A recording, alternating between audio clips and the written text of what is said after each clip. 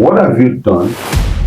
These guys are criminals. They are not the peaceable pastoralists. Ever you see a group of youths going freely with cows, handling AK-47 guns with impunity, Fulanis are stealing from their Fulani brothers, making those families also become destitute. How do you think you can work with us to arrest those that are involved? The U.S. Congress, that member decided to present a bill to the House requesting the House to consider designating Magban as a terrorist group. We're looking for the opportunity for somebody to come and clarify who we are. We have documented evidence to tell you this is how we operate, this is how we are, this is our constitution, this is what we do. Is that a good enough reason to increase terrorist acts in Nigeria? Look at terrorism in the wider perspective. Okay. Insurgents are involved in terrorism. The groups in the East are also involved in terrorism. So terrorism is going on everywhere. The first accusing finger is always pointed at Magban, Miyetti Allah. You didn't come out to speak against anything, any accusation at that time. Does that make you sympathizers? But what brought about the banditry and terrorism, as far as I'm concerned, is the issue of cattle wrestling. They will be telling you if you don't stop killing Fulanis, will continue to do what we like. It's a lie. Turdi steals from Fulani. Turdi wrestle Fulani cows.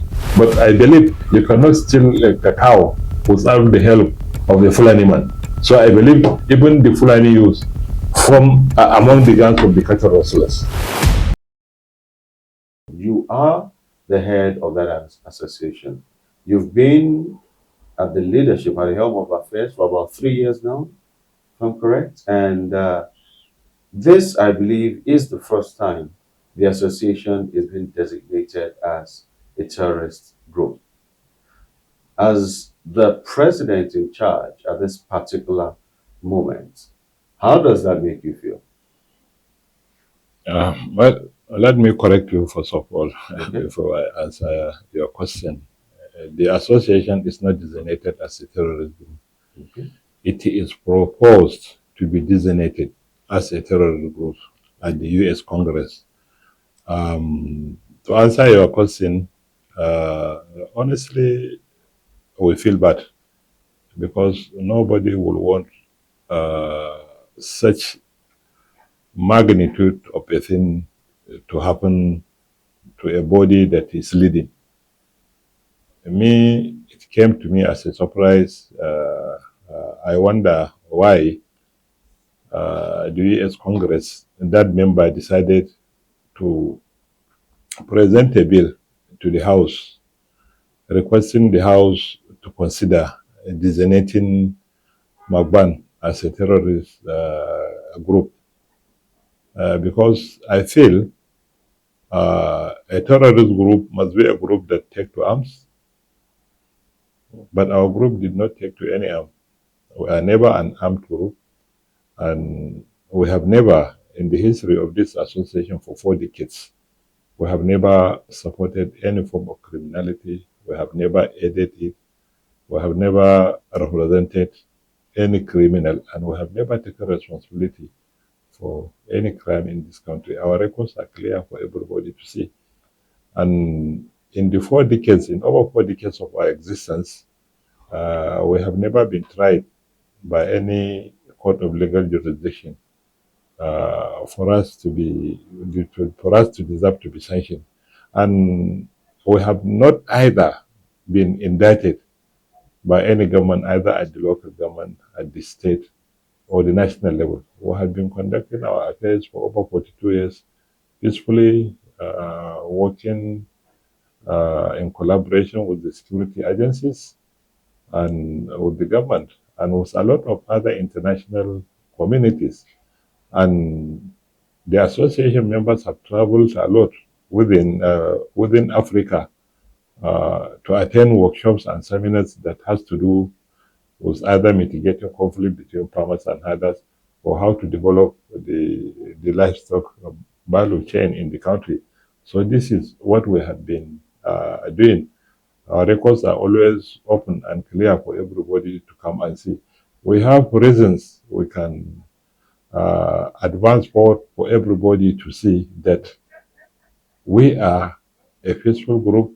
We have evidences where we can testify to that we have been working with the security. We have letters to buttress that. We have records of our engagements with different types of institutions, more especially the Peace and Conflict Resolution Agency here in the country. We have had a lot of series of engagement with them. Even with the USID, we have had series of engagement with them, and not only that, even with the Christian Association of Nigeria, sometimes back, some years back, we have had series of engagement with the top echelon leadership of the CAN in this country. So that is why I always wonder what may be the yardstick for that member considers and try to propose sanctioning our association with any form of a sanction. So we are really surprised, and we are open for clarifications, given the opportunity for us to defend ourselves. All right.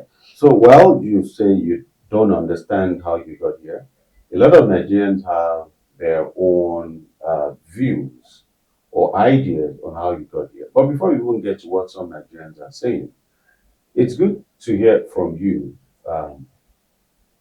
Since this attempt to designate your group as a terrorist group came up, you must have had engagements with governments, with the US. What have you picked from them being the reason that what motivated them to consider this designation? Um, from what I have understood, I think some groups from Nigeria uh, wrote to tell them who are involved in this, that, and that.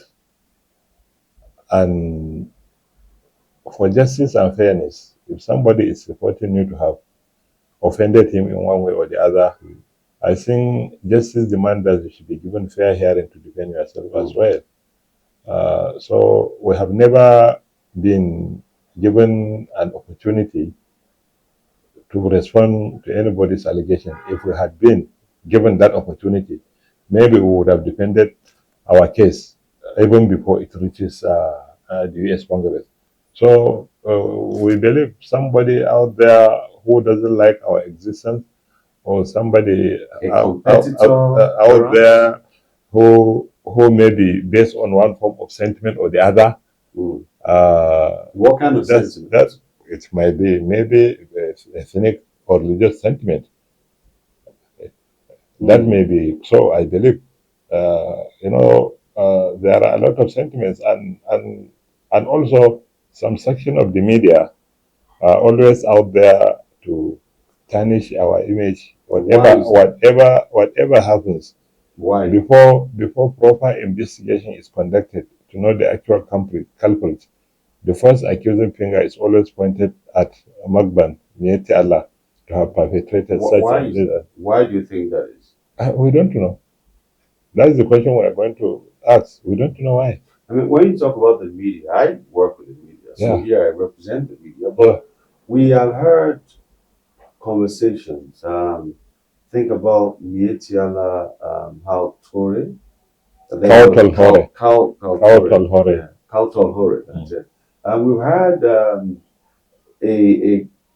link to terrorism a while ago. Where was it that they claimed it, or some people were linked to them and they said words that made them appear as sympathizers to terrorist attacks?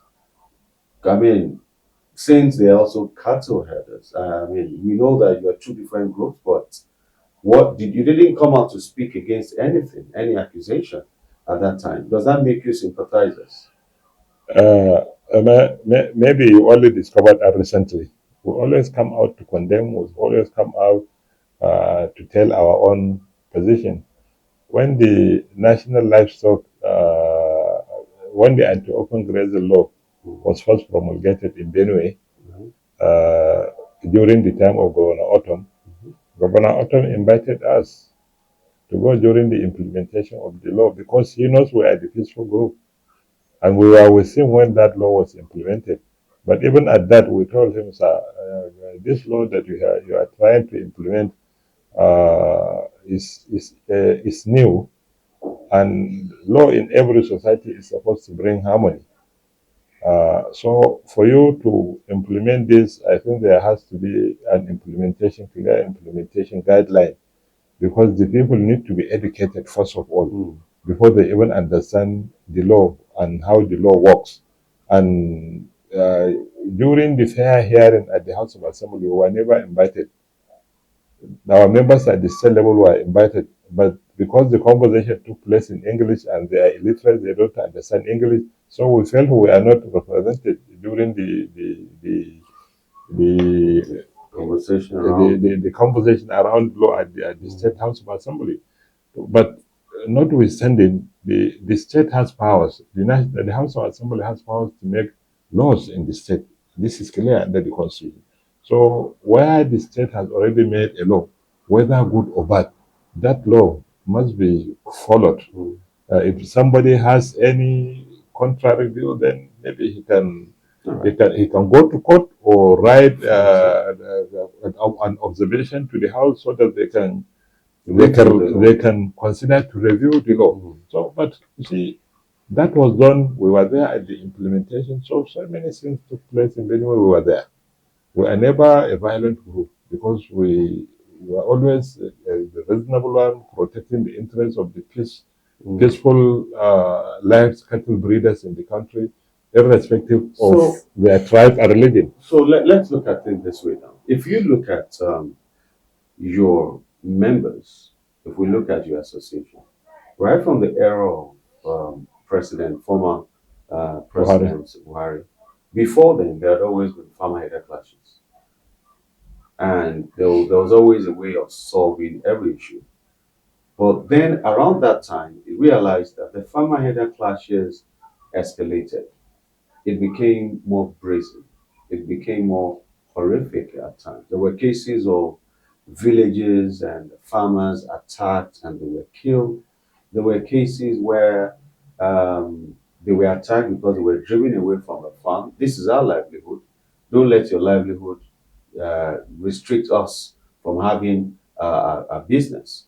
And that would degenerate. There are cases where there were talks of one herder was attacked and a flock just came and attacked a village. And people started wondering. Now, looking at all this, since you say you're not a terrorist group and you don't support terrorism, what have you done to ensure that herders do not just stow away or just get on people's lands and trample on their farms, which will lead to further crisis? Miyetti Allah Cattle Breeder Association is just one association out of so many pastoralist associations we have in the country. We have about 25 to 30 of them, all functioning, all have members among the pastoralists. This must be clearly understood because people don't know. It is because we are the umbrella body, the oldest. That is what people feel. Whatever happens is associated to us. People feel all the pastoralists in the country belongs to our membership, which is not right. Then coming to the farmer-herder conflict, the root causes of the farmer-herder conflict is nothing other than the increase in population and the effects of climate change that affects most of the northern part of the country. Desertification is moving fast into the northern part of the country at the rate of 2.5 kilometers every year. And all these pastoralists, by implication, belong to the north. And there are designated areas we call grazing reserves and cattle routes that are mostly located in the northern part of the country. Because of this climate change, the effects of the climate change, these grazing areas have been affected negatively. The palatable grasses that are being consumed by the cow are given way to unpalatable ones. because of the changing rainfall pattern as a result of environmental changes due to climate change, the the the volume of rain that we experience is far less than what it was before, and the lake chart that has been housed for millions of pastoralists in the past has now dried up to less than 15% of its earlier volume and size. So this put pressure to the pastoralists to move further into the hinterland in search of pasture and water, because this is the only thing they know to do. Roam the wild looking for free pasture, because they were never trained to modernize on how to cater for their own animal, and that is how it's supposed to be. So because they only know free grazing to do for them to survive, they only roam the world. So this pressure in the northern part forced them move into the hinterland. We were managing farmer had a conflict comfortably before 2014 because there was understanding between the farmers and the herders. The relationship is that of the teeth and tongue. They are created to coexist together, so skirmishes are bound to happen, but when they happen, they settle at the farmland, shake hands, and continue to live when the population was manageable. But today, because of the increase in population, land is becoming scarce, pressure on the land is becoming too much, competition is becoming stiff. So this made the demand of the land so much. Farmlands have came up, establishment, emergence of new villages, towns, and cities as a result of the increase in population is coming up, adding up to more burden on the land. So this pre-movement became very serious. And one very important aspect I also want you to understand: the population growth among the pastoralists is two ways, because the population of the animals also grow alongside the population of the pastoralists. What I mean by that, they don't go to the market and buy cow and keep pattern and sell. They inherit from the parents when they die. When you get your own share, you continue to look after them until when they multiply into hundreds. Because the desire is always for you to have so many cows because of the class status attached to the cow ownership. The more cows you have, the more important you are in the society you live. So they value quantity more than quality, because the quantity matters to them very much. And that cow is the only source of livelihood they have. So because of this, the population of the cows grow alongside the population of the pastoralists. The more the pastoralists you have, the more cows you will have. If you see a pastoralist moving with a herd of 100 cows, whatever you see them check, you realize not more than two are male cows. Only 98 will be female cows. Okay. Now, while we understand this dynamics of livestock the management in Nigeria, one would look at it and say that all the reasons you gave are very tenable. They are realistic. They are the challenges you are facing in Nigeria, not even with pastoralists. It's a challenge in Nigeria. But is that a good enough reason to um, to increase terrorist acts in Nigeria?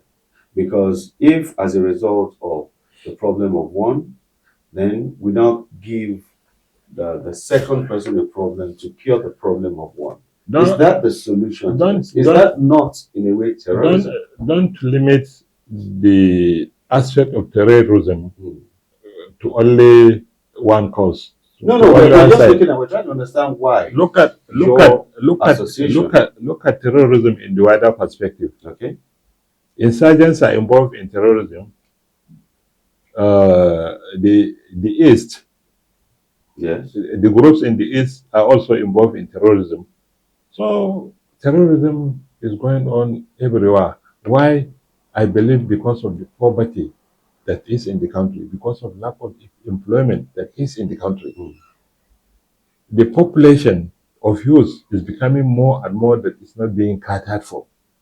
This is the reason why we are having different types of insecurity. So don't look at terrorism as if it is the creation of the pastoralists in this country. It has been there even before this farmer-herder conflict is allowed to also metamorphose into banditry to add up to the existing terrorists we have in the country. So this is just one part of the issue.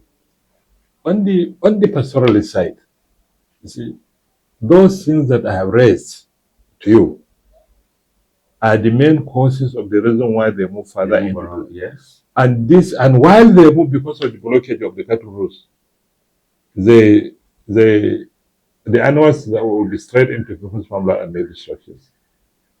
And when destructions are made, unlike before when they settle amicably, today because of the suspicion due to the missing communication link between them, it becomes a very big issue. It becomes a fight. The farmer will not try to look for money for refund for what the damage has been done to him. Maybe he will also act by attacking the herder or killing his own cows. So reprisal after reprisal. That was what brought about the stiffness and the conflict between the farmer herder. Definitely. But what brought about banditry and terrorism, as far as I'm concerned, is the issue of cattle rustling. Cattle rustling started in small scale, it's into large scale. When you say cattle rustling, who rustles the cattle? Industrial criminals. Not farmers. Criminals. Whether they may be farmers, they may be pastoralists, but I believe you cannot steal a cow without the help of a Fulani man. So I believe even the Fulani youth form among the gangs of the cattle rustlers. But some people out there maybe are providing arms for them. You understand? So this cattle rustling, obviously, when it becomes industrial, they now discovered kidnapping people. It's easier to kidnap people and get immediate liquid money, rather than taking 100 cows, roaming the forest, trying to facing difficulties before you get them disposed. And even if you have to dispose them, you have to dispose them at a cheaper price because you stole. So when they discovered kidnapping people, it's reasonable to put through call, bring you a liquid cash the way you like. So when they became sophisticated in cattle rustling, they migrated to kidnapping people. So kidnapping became a very big cartel and business among the criminals. And the criminals don't distinguish between tribe and religion. There's nobody you cannot find in that crime. So from kidnapping, then it metamorphosed into banditry, because farmers feel, again, maybe it is the pastoralists, the criminal herders that are kidnapping them. So they also organize against the herders in their communities.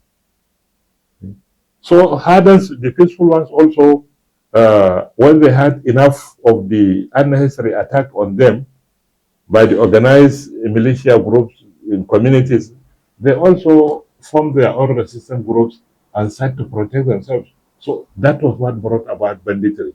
In both sides, in both the part of the farmers and the part of the pastoralists, criminals infiltrated. That became banditry. So the popular criminal called Turji, whenever you hear him talk on social media, he was. Whenever you hear him talk, he will be telling you, if you don't stop killing Fulanis, we'll continue to do what we like. It's a lie. Turji steals from Fulani. Turji wrestles Fulani cows to buy his arms and do what he wants in the forest. He does that to you. He does that. He does that. So what have you done to help? Last 4 or 5 months, over 10,000 cows were stolen from Kete local government in Sokoto State. Over 10,000. Over 10,000, where Turji is heading, Kete local government. Over 10,000 cows were swept from the pastoral, stolen from them. But does he kill And them? they have got banished. He kills. This is what the public must know. Whenever you see a group of youth going freely with cows, handling AK-47 guns with impunity, these guys are criminals. They are not the fish of the pastoralists. Those cows, they see they're moving with the soul from the pastoralists. And as they move, if they come across any unlucky pastoralist on the way, they will shoot him, kill him, pack the cow, and continue to move ahead. A lot of pastoralists have lost their lives as a result of they are the worst affected. but it's not hard. So let me get this right. Now, a lot of times we hear that uh, the cattle, the herder is often not the owner of the cattle. That there's a big man who owns the cattle, who gets him to manage the cattle. Is that a fact? Or are we saying those that are we see behind the cattle are the owners? Outright misconception. Those hungry looking emaciated guys moving with the cows, they are the actual owners of those cows. Of the cows. Those that walk from the north The cows, to the southern part the cows belong to their parents. The cows belong to them. The ownership comes through inheritance. When you get your own share, move aside, continue to look after until when they multiply into hundreds. No any big man is owning any pastoralist cow. It belongs to them. So those young, at times scrawny looking men And small or boys. Boys, most of the call time. them boys, but Boys, most of the time, they are the part of the problem. The parents will just give 150, 200 cows for small boys of 10, 15, 8 years to go and rear. They may be playing, they will not know when the cows will stray into people's farmlands and mean distractions. And when the farmer comes, they will run home and tell the parents that some people are going after us to kill us. They have taken away our cows. So without proper investigation, when the parents come, they will start attack based on the right information the small boys have told them. So that is why so many times we have issued regulation that small children should not be allowed to go rearing cows. We don't tolerate night grazing. Whoever involves in night grazing is doing it deliberately to make distraction into people's farmlands. And when we get hold of such practitioners, we deal with them. How do you deal with them? We report them to the security. And if they make distraction into people's farmlands, we compel them to pay commensurate to the distraction made in the farmlands. We have these records. Go to Ekiti. When during the time of fire, I always give the example of fire. During the time of fire, what do I call it? So I cannot say fire, so it's not a confused person. So radical as fire is, I found Fire to be one of the most gentle governors during his time. Because we had a situation in his state when there was a fire situation, there was a conflict. One pastoralist was killed and one Yoruba man was killed. He invited us, we got there, we investigated and found out the real cause of the issue. There was a farm distraction, so the pastoralist had made a distraction in the farmers, and the farmers also come to attack the pastoralist. So as a result, the fighting actually, as a result of the fight, each of them lost a life. So we dialogue with them of broker understanding. At the instance of the governor, compensation was paid for both sides by Parish. So there and then Parish said, what can we do? I said, well, sir, let's profile all the pastoralists in your state. He said, okay, he doesn't have grazing reserve in Ekiti, but he's dedicating the game reserve he has in Ekiti. Every pastoralist in Ekiti must go and stay in the game reserve and register with the local government that is within the domain of that game reserve. So that did work. It worked. So and we established peace and security committees at various local governments in Ekiti State. Since then, there was never conflict throughout the time of fire. Why did it look like the cattle herders were against the no grazing law in Benue and some other parts of Nigeria, which said stay in this area and the way the law was implemented in Benue was wrong. I tell you, we were there when it was implemented. What was wrong about it? Just from the title. The title says open grazing prohibition and ranching establishment law.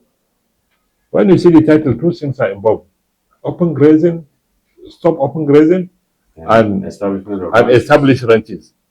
Now that I speak to you, up to now there is no one established ranch in Benue State. So the ranches have to come first before you make the enforcement. But in Benue, the enforcement came before the ranch.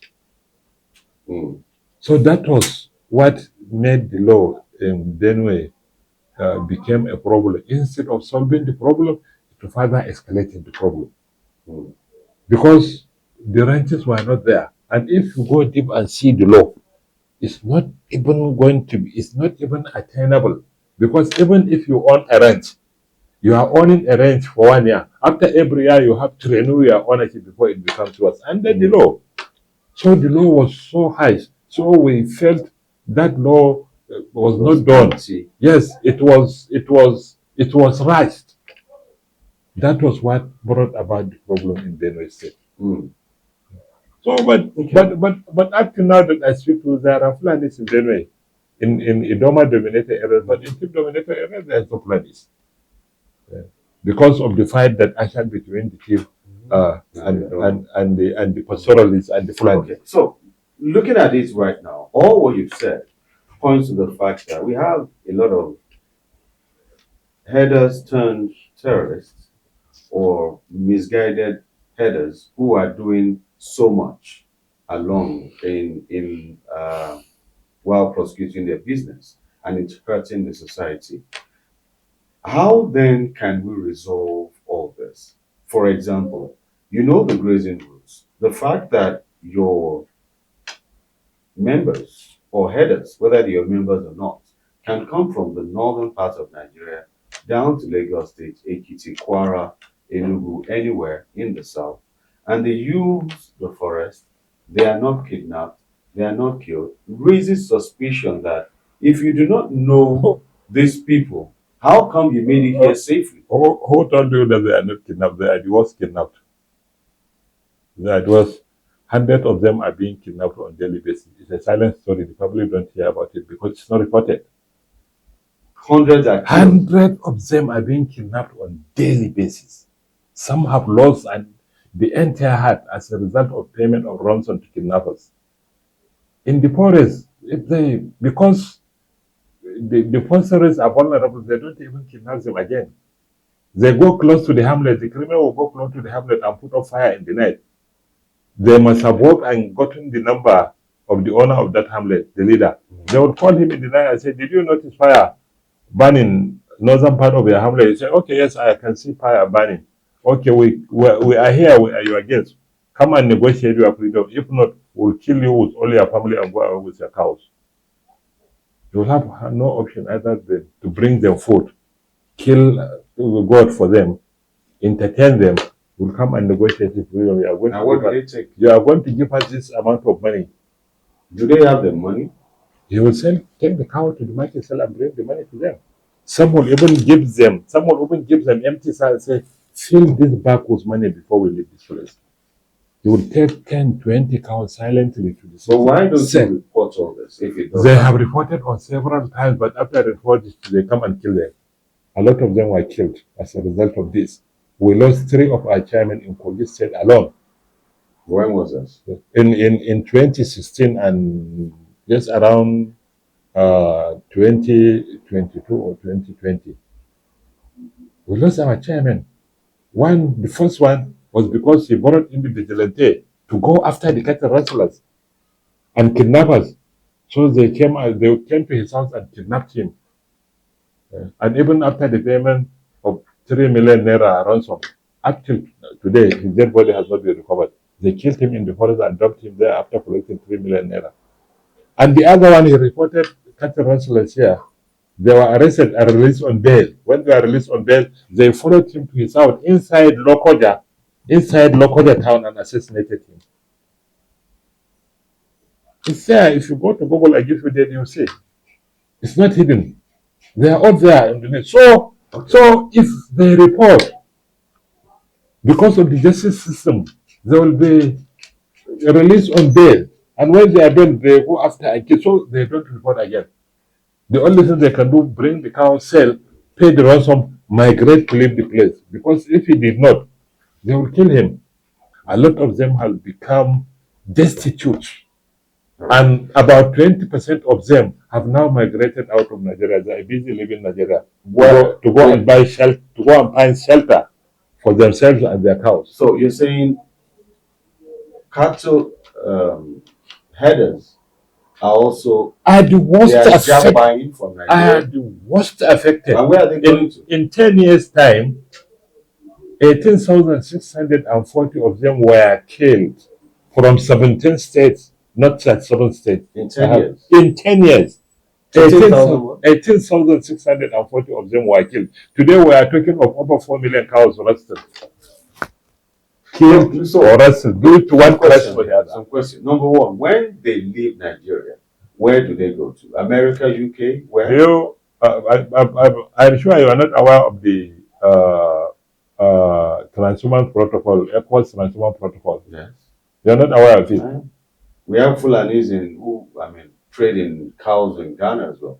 The ECOWAS transhumance protocol allows pastoralists within the ECOWAS countries to move freely. They have an international cattle route that is recognized by the ECOWAS. The route traverses from Mali, enters Burkina Faso, passes Niger, crosses Nigeria, goes to Cameroon and Central Africa. In around Banduguri area, Borno area, this is the route that the Boko Haram are patronizing to do their. And these routes are free in Nigeria. There is no checking in or checking out system. But in Nigeria, you can't come into their country with their cows until you undergo certain system of scrutiny before they allow you to come in and go out. But in Nigeria, because of our porous borders, they follow through the international cattle route. So a lot of foreign pastoralists are also adding up to our problem in Nigeria because of the international cattle route that is recognized by ECOWAS for pastoralists to move freely through the international route. So we have them and they are monumented. Do you suggest that we close that for now, or what is the solution if we are foreign? Well, this is an aspect that borders on diplomacy. Or do you suggest that we tighten our borders? We tighten our borders. We introduce some system of check-in. When you are coming in, where are you coming in from? With how many cows? What is the health of the cows? And when we are going out, okay, you came in with this number. Well, how many cows are we going out with? We need to have this form of check-in across the borders on the international cattle routes for us to know the foreign pastoralists that are coming in and out of our country. Because this moment is making us vulnerable. They can bring guns into the country, they can bring arms, they can bring ammunition, they can bring drugs, they can bring animal diseases into Nigeria. And the borders are extended to over about 2,000 kilometers, free, porous, no control, nothing. These are part of the in and out of it. These are part of the issues. These are part of the problem. But public don't know. I am telling you, Kayode, as far as I'm concerned, the pastoralists are the worst affected by kidnapping, are the worst affected by cattle rustling, are the worst affected by banditry. But this does not mean their youth are not involved. Their youth are also involved in it. There are criminals among their youth who are part of the criminals that are perpetrating this act. But the pastoralists are the worst affected. Today, cattle wrestling, pastoralists are stealing, Fulanis are stealing from their Fulani brothers, making those families also become destitute. Because of the nature of their business, they didn't go to school, no education. And the cow is the only source of their livelihood is the only thing they know to do, no any other skills. No education, no skills. And the forest is home for them. They are not used to staying in the city. So when they go to bed, rich people, and they wake up in the morning, poor people, because the cows have been taken away by wrestlers, and they are watching the back of the wrestlers while moving away with the cows, because there's nothing they can do. These guys are sophisticated, they kill them. They will go with the cows. What do you expect those boys to become? What do you expect? Let me ask you this question. So, if you say cattle, pastoralists are faced with these attacks and they lose their livelihoods, they lose their family members in a country where we have leaders, and as such, they have, nobody to come to their aid. Nobody. Is it possible that a lot of pastoralists are angry at the government, and as such, they're also perpetrating this act out of anger because they feel we lost everything?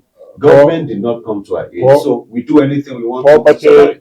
Poverty of the causes, frustration may be one of the causes, idleness may be one of the causes, lack of exclusion may be one of the causes. They are totally excluded in the scheme of things in this country. Even hospital, when they come to hospital, they are charged for the hospital dispensary card. Their ignorance is being exploited. They charge them money to give them card, 5,000, 10,000 for this outpatient card in the hospital. And they always see them selling them bad drugs, veterinary drugs for the cows because of the lack of education. So can't we educate the children? This is part because of the reason I ask is there are many places in Europe, for example, when you're doing sports, you're in an academy. You learn sports, if you play football or tennis or whatever you're playing. At the same time, you're being educated on other issues. Can't we have a system that produces educated pastoralists? That is why the government failed. Neglect on the part of government is also part of the issue. If not now, that Tinubu has considered to give this aspect a special institution dedicated for it to address it holistically. Before this time, it's totally neglected. It's placed under a department in the Federal Ministry of Agriculture. Throughout the Buhari's period, over 500 billion naira was spent on agronomy, crop production, was nothing spent on livestock. The entire budget is lopsided against livestock. It's complete neglect. That is the reason why the dams and in the gazetted graziers, some graziers have enjoyed a lot of intervention of dams, milk collection centers, veterinary clinics, nomadic schools, but they are all dilapidated. They are not maintained. The dams no longer hold water because they are silted due to lack of maintenance. The grasses are giving way to unpalatable ones because of lack of maintenance. So a lot of things are affected the graziers. That is why they are moving out, and they are not educated. They were not trained on how to modernize. Settle in one place and modernize.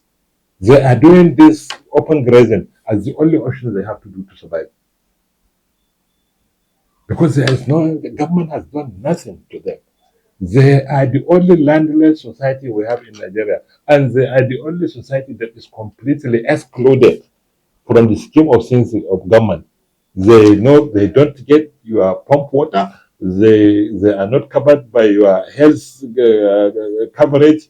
Nothing. But all these things you mentioned are within local governments. So if they are there, local and state government, mostly state governments, issue of land is under the custody of state. But I'm saying that all the benefits of that the state governments give the residents or indigents of the states, since a they are they completely excluded, and they are the most productive society in Nigeria because they supply the 100% protein requirement in the country. Is it local chicken? Is it goat? Is it sheep? Is it cow meat? Is it camel? They all provide it. If the pastoralists will stop patronizing the northern market today, every northern market will close. Go to every northern market, every market in the northern part of the country. Go to that market and see, you realize 60 to 70% of those who patronize the market are Fulanis. Who patronize the market? Who patronize the market? Who buy? So what about who bring in animal sale? Okay. Buy their requirements, buy their food ingredients, soup ingredients, buy soap, buy whatever. If they can boycott markets in the north, no market will function in the northern part of the country. So they are the most productive society. They don't depend on government for nothing. But they give government 100% of the protein requirement. Is it milk? We've spoken a lot about the challenges that exist within this space. This, some people would say, is an opportunity for MACBAN, Miyetti Allah Breeders Association of Nigeria, to show forth and prove that we are not who they say we are. What do you think your association could recommend right now, which will, in a way, prove that your members are not loyalists to terrorists? And what are the solutions you feel that we must get into right now? When this report first came, we responded. We developed a report and submitted, Yeah. mentioning every aspect of our engagement with the security agencies, with the governments, with the international community, documented evidences with international community, things that we have been doing for 40 years. We have made presentations, and with the list of those pastoralists that were killed due to one crisis or the other in the country, with their names, with the days when they were assassinated, when they were killed, and the locations. One with pictures, we have made a lot of comprehensive submissions to the Congress. We did that, and we have never stopped at that. We have been putting pressure, lobbying whoever is supposed to be lobbied, appealing to whoever is supposed to be appealed to, for the American Congress to know actually who you are. There is a misconception, there is a misunderstanding. For the international community, for the Congress to include us in that list, there is a mistake somewhere. There is a misinformation somewhere. We are not supposed to. We have had a series of Are you saying this for Miyetti Allah Cattle Breeders Association of Nigeria? whatever Or I'm saying, are you saying it for the entire headers community? No. I'm saying it for Miyetti Allah Cattle Breeders Association of Nigeria. It's Magban that is being indicted. Because there is the other Miyetti Allah. Cattle Breeders, they can speak for themselves. It's a registered association that has their leadership. My own is registered. Do you believe they are collaborators with terrorists? Well, I cannot say anything about them. Let them speak for themselves. But all we say about our own association is we are open for any clarification. Whoever wants a clarification, we are open. Whoever wants an investigation, we are open. We're looking for the opportunity for somebody to come and clarify who we are.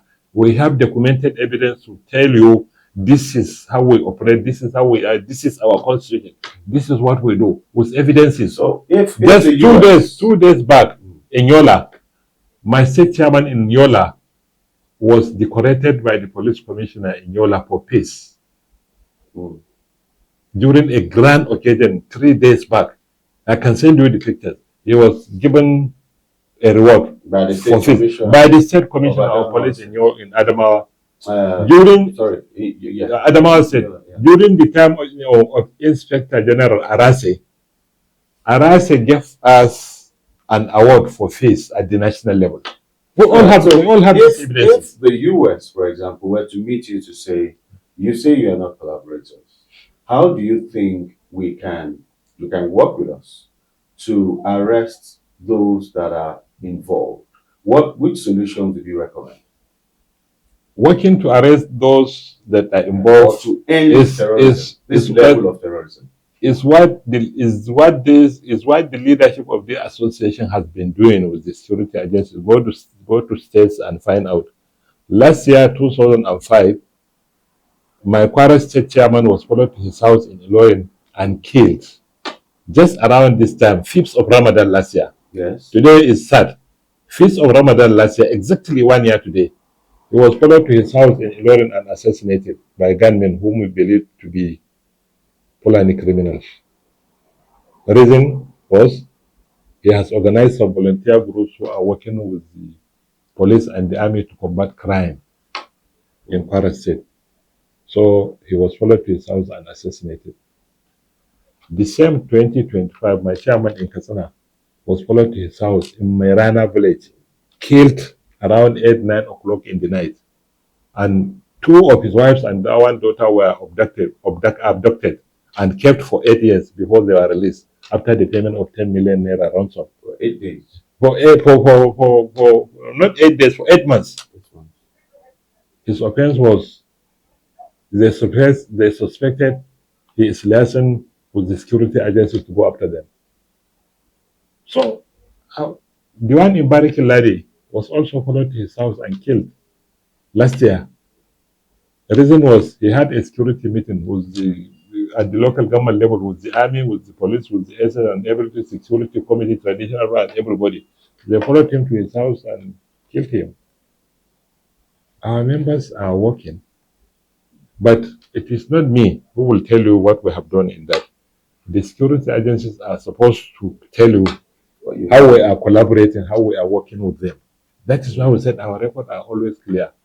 We have no records anywhere where this association as a body is being indicted or tried in any court of law. As a solution, this is my personal view. Because the way I'm looking at it is the part of the problem to the success of combating this. As far as I'm concerned, I'm not a security man. I am a layman.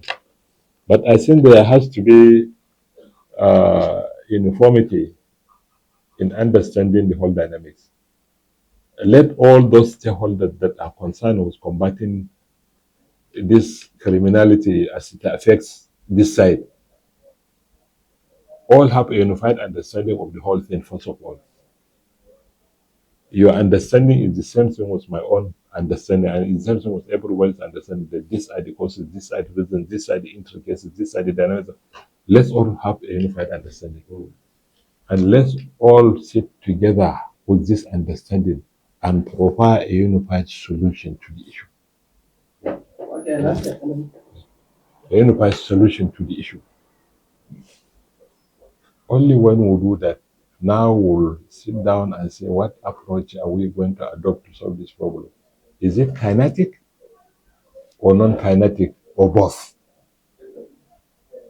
Because part of the problem is now in Kaduna State, Birnungwari area, the governor has succeeded in dialoguing with the criminals. So because of this dialogue, there is peace. Peace is now achieved in Birnungwari local government and its surroundings. But does that solve the problem? It solved the problem to some extent in Kaduna.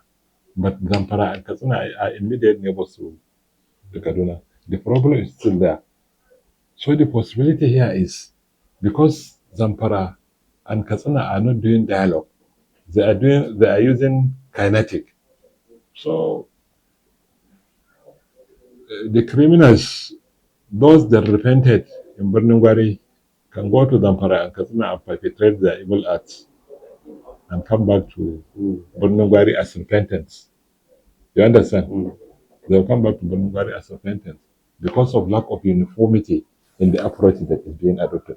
So let there be a uniform approach so that what Kaduna State is doing at the time is what Zamfara and Katsina State and even Benue and even Oyo is doing at the same time. But if you are appeasing them across board, is that not a temporary solution? Because what stops them from coming back when they need more money? I'm telling you this as a solution. The approach, once if you have a uniform understanding of the whole dynamics, there are security agencies, they can passion out words on how to check whatever loopholes that may emerge. Because if it is a kinetic, let's all use kinetic so that when they see fire, when they see pressure, they request for dialogue themselves unconditionally. But now this system of negotiation is based on conditions. Sometimes if there are conditions that is wrong, we cannot negotiate it from the point of weakness as a government. The government has to negotiate from the point of, you understand?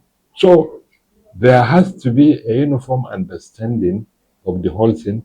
There has to be a uniform solution to the problem.